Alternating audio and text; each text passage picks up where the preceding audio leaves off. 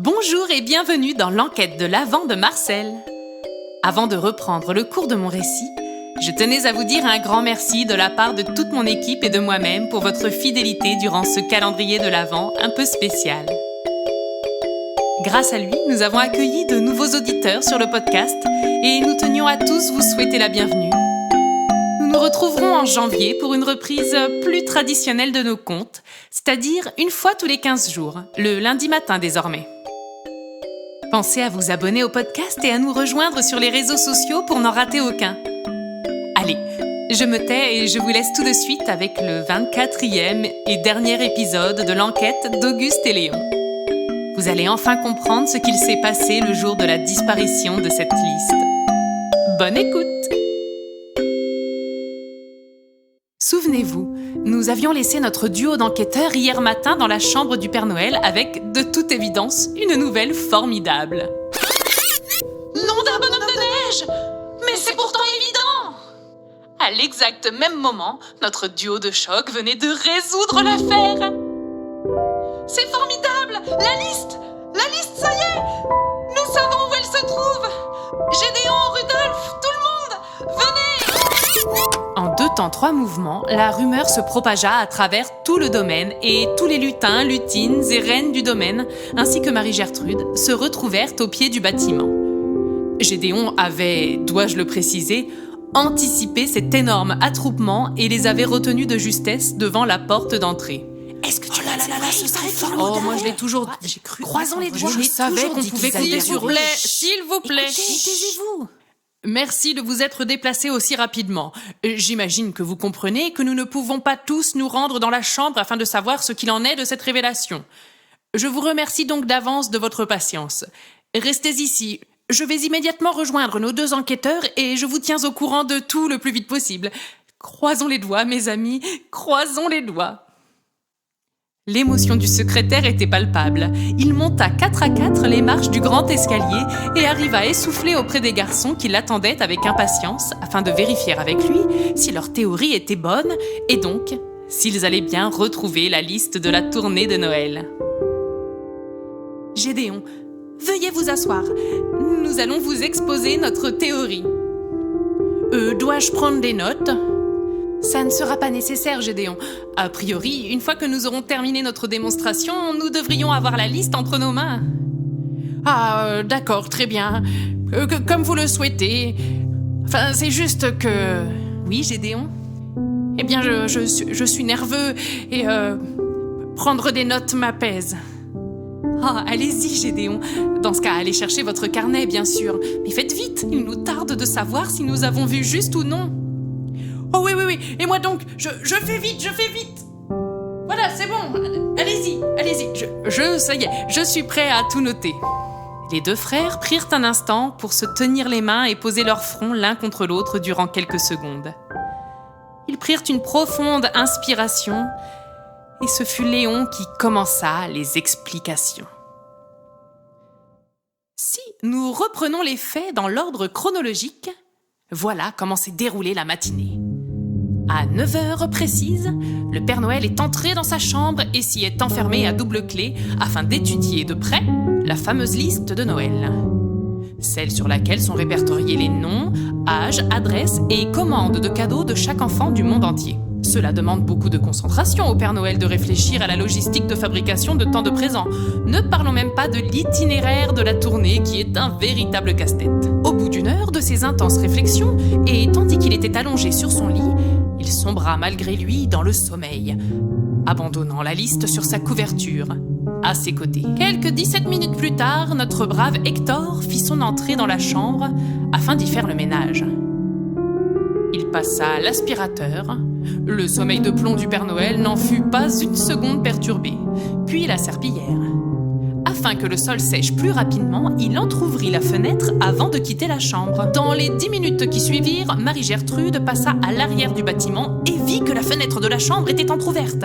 Elle en profita pour l'éviter jusqu'à l'étage, s'introduire dans la chambre afin de consulter la collection de bandes dessinées du Père Noël. Elle espérait ainsi trouver une idée de cadeau à lui faire. C'était sans compter sur l'apparition soudaine de Sully qui fit sursauter Marie-Gertrude, qui lâcha le livre qu'elle avait dans les mains et poussa un cri. Craignant de réveiller son frère, elle remit en vitesse l'ouvrage et sortit en trombe de la pièce, toujours par la fenêtre. Rudolf, qui passait dans le couloir à ce moment-là, entendit le brouhaha et le cri. Il se précipita à l'accueil afin de vous demander, Gédéon, de l'aide pour ouvrir la porte afin de s'assurer que tout allait bien pour le Père Noël. Vous l'avez donc rejoint et grâce à vos capacités combinées, vous avez pu ouvrir la porte à double clé. Vous avez pu voir que tout allait bien pour le Père Noël, n'est-ce pas ? Gédéon, qui buvait les paroles des garçons depuis le début de leur compte-rendu et retenait son souffle dans l'attente désespérée d'un heureux dénouement, en eut du mal à bafouiller un semblant de réponse. « Gédéon, c'est bien cela ? Vous êtes entré et avez pu voir que tout allait bien pour le Père Noël ? » Oui, c'est bien cela. Mais alors, la liste, où est-elle ? Et qu'avez-vous fait avant de ressortir ? J'ai recouvert le Père Noël de sa couverture et fermé la fenêtre. Il faisait froid dans la pièce et en ouvrant la porte, nous avions fait un sacré courant d'air. Alors je ne voulais pas qu'il attrape... Ah ! Correct. Vous m'avez perdu, messieurs. Oh, par pitié, expliquez-vous, cette attente est insoutenable. Le courant d'air, il a fait s'envoler la liste. Et d'après nos calculs, si nous nous penchons... Auguste et Léon accompagnèrent leurs paroles des mouvements qui allaient avec. Si nous nous penchons et que nous regardons sous le lit... Bingo ! Nous découvrons que la liste s'est tout simplement envolée et s'est retrouvée coincée entre les lattes du matelas du Père Noël. Les garçons venaient de se relever, triomphants, brandissant la liste bien haut, au-dessus de leurs deux têtes rayonnantes de bonheur. Nom d'un caramel mou! Oh, quelle émotion! Oh, et puis zut! Gédéon, sous le coup de l'émotion, fit des codes de bienséance qui jusqu'ici lui faisaient garder la tête froide et se jeta sur les garçons pour les enlacer. Merci, messieurs. Oh, je le savais depuis le début que vous seriez à la hauteur. Votre grand-père serait si fier de vous, je peux vous l'assurer. Je dois de toute urgence prévenir les habitants du royaume et surtout le Père Noël. Oh, il va enfin pouvoir sortir de... Oh, mais cela veut dire que... Nous savons, Gédéon, nous le savons. Nous ne pouvons pas rester si le Père Noël sort de son bureau. Nous le savons et nous le comprenons parfaitement. Renvoyez-nous vite chez nous et allez prévenir le Père Noël. La tournée a lieu demain. J'imagine que vous avez tous beaucoup de pain sur la planche. Oui, et même si nous savons que nos parents ont reçu un sort d'illusion et qu'ils ne s'inquiètent pas, car pour eux, nous ne sommes jamais partis, ils commencent à sérieusement nous manquer et il nous tarde de les serrer dans nos bras et d'aller fêter le réveillon de Noël avec eux. Oh, messieurs, encore 1000 merci. Vous allez tellement nous manquer. Vous aussi, Gédéon, vous allez nous manquer. Je vais aller chercher Marie-Gertrude afin qu'elle vous prépare un sort pour vous permettre de rentrer chez vous. Je vous dis au revoir. Je file prévenir le Père Noël. Encore merci. Prenez bien soin de vous et... Joyeux Noël. Merci Gédéon. Joyeux Noël à vous aussi. À peine le lutin fut-il parti que Marie-Gertrude arriva.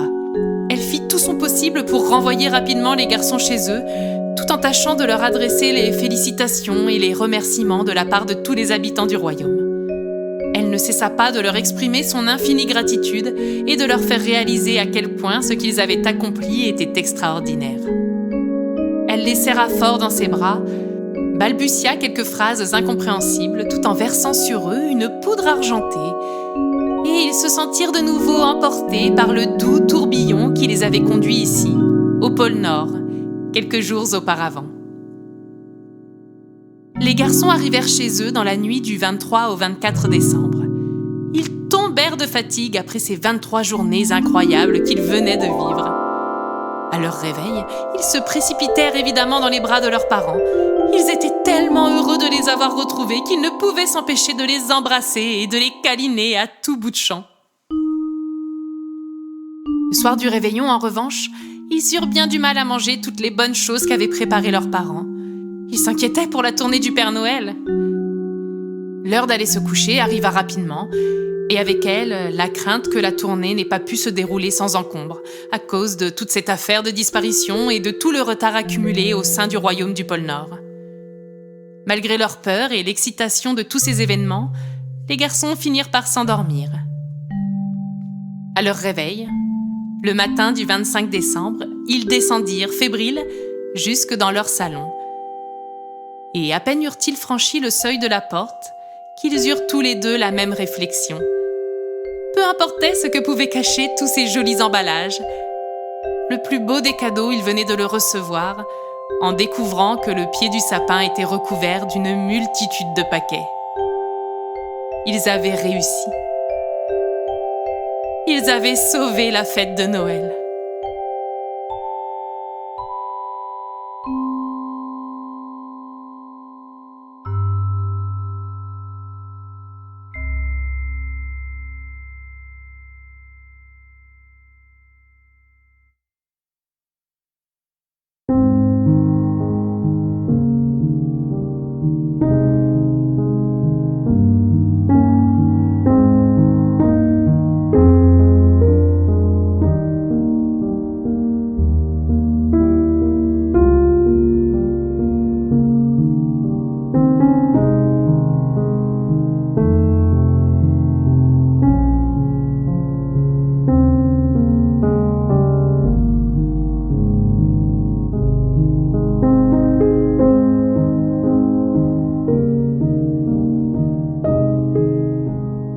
Et voilà, notre enquête de Noël est terminée. Encore merci à tous d'avoir répondu présent tout au long de ce calendrier de l'Avent hors du commun. Toute mon équipe se joint à moi pour vous souhaiter un merveilleux Noël et de belles fêtes de fin d'année. Je vous donne maintenant rendez-vous l'année prochaine pour de nouvelles aventures et de nouveaux contes. D'ici là, portez-vous bien. Bien à vous. Votre Marcel.